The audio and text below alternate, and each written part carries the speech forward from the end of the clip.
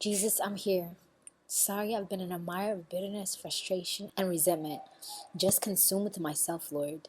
Heal my heart, truly heal my heart and deliver me. I don't want to be bitter. Jesus responded, Then be reminded of the cross, beloved, and forgive. Find your strength in my cross and forgive that soul and the many others who have hurt and offended you. No longer put a time frame on this soul's deliverance, but know that I will deliver them. I promise you that. They must be delivered to do all that I've called them to do. And once I deliver that soul, both of you be used to bring healing and deliverance to others.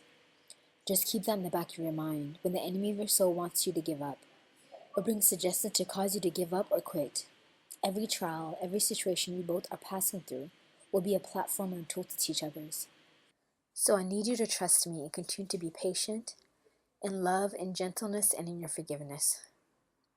Lord, please help me to do that. I really need your help. I confess brooding. I just can't seem to let it go. I will help you, beloved. Rather focus on the future ministry that I have for you and this soul when these thoughts come, and begin praying into that now. You are carrying various crosses, and so is the soul. All my brides are. Continue to tarry more and more. It's bringing healing, relief, and salvation to many souls, whether you believe it or not. I want you praying for the children of this generation as you are here. That is why that song played. And as an aside, during my worship time with the Lord, he played a new song by Kurt Bester called Prayer of the Children. The song is so sad and somber, and this is the second time the Lord played it. These are the lyrics. Can you hear the prayer of the children on bended knee, in the shadow of unknown room, empty eyes with no more tears to cry, turning heavenward toward the light, crying, who will help me to see the morning light of one more day? But if I should die before I wake, I pray for my soul to take. Can you feel the hearts of the children aching for home, for something of their very own? Reaching hands with nothing to hold on to but hope for a better day. Crying, who will help me to feel the love again in my own land? But if unknown roads lead away from home, give me loving arms away from harm. Can you hear the voice of the children softly pleading for silence in the shattered world? Angry guns preach a gospel full of hate, blood of the innocent on their hands. Crying, Jesus, help me to feel the sun again upon my face. For when darkness clears, I know you're near, bringing peace again. Can you hear the prayer of the children? I'll put the link of the song in the comments for you guys. Jesus continued, Again I tell you, the city of God will be a refuge for the children from the different nations.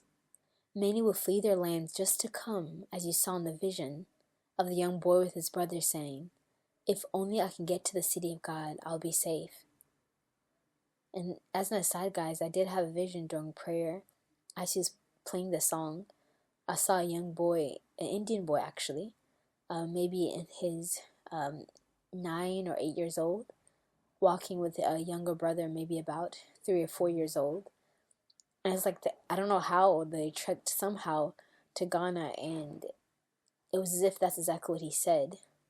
If you can only get to the city of God, he'll be safe. I didn't know what time we're in or what was going on, but I just started crying. Don't give up, beloved. That is why the attacks are so fierce. This mission is so much bigger than you and Father Derek, and the enemy will continue to find ways to cause division and cause you two to undermine one another, so this mission and vision does not come to pass. What you both are going through is a refinery, and you'll continue to go through it until you are vessels unto honor, ready to carry this mission all the way through with my glory, and endowed with my power. It will continue to feel uncomfortable and messy, as any molding and breaking does, but it's all preparation for I'm taking you both. I've been speaking to you concerning the evil altars of this world that sacrifice children. The altars of Moloch are many. Leviticus 18:21. You shall not give any of your children to offer them by fire as a sacrifice to Moloch, the god of the Ammonites, nor shall you profane the name of your God by honoring idols as gods. I am the Lord. That day, Pastor James was really speaking on altars and teaching us how to pray. He said we can bind and rebuke demons, but they'll continue to come back if there's an altar. What we haven't been taught is that we need to start praying against the altars. It's their stronghold. When we pray for the altars to come down and be destroyed, then we pray against the horns of the altars, which give its power. Then we pray against the priest, the person servicing the altars, and that is how deliverance takes place in our personal lives and even in our generation. Jesus continued, everywhere you see an organization, stadium, gathering of people, and statue in the form of a prize given, you can be rest assured there is an evil altar there. The Olympic Games is one. The name, the history comes from pagan gods and a pagan land. The World Cup is one. The cup they actually serve is a very evil and ancient one, where souls of the players are initiated and bound to their cup, their evil altars. That is just as you see in your tribe with the golden stool. And I began to think of each competition's trophy. Most of them all look like a long cup of some sort with a symbol at the top. I thought, wow. The NBA Finals, the Wimbledon, the horse races, beauty pageants, and so much, much more. All the big events are surrounded by the cloud of entertainment, pleasure, sex, drugs, evil contracts, trafficking of children and adults, and are always first initiated by demonic rituals, done in secret by secret men and women who carry on this ancient traditions of their ancestors with their blood sacrificed first. All those who come to watch are initiated one way or the other. Simple marking of numbers of players on themselves. Mark their faces, sometimes fights ensue because passion is so high, and so are the idols in the hearts of men, because these events, these teams have become their God. Wow, Lord, but can any good come from these things? You have used Christians in these sports to bring you glory, but do you want us to keep away from them altogether? Yes, I use vessels from time to time to point to me because I'm always in turning around evil for good. But to be honest, I would prefer my people to keep themselves away from the stain of this world. The times we're living in are so very dark, just as the dream I gave you concerning the award shows. And another dream I had family was that I was flying in the air through a corridor entering to the main hall as the music award show was going on. There were many celebrities escorted by their own witches or fetish priests. Even if they were witches themselves, they had someone who taught them, and that person was escorting them. They were dressed like the Elizabethan era, but their heads were separated from their body, floating apart from their body.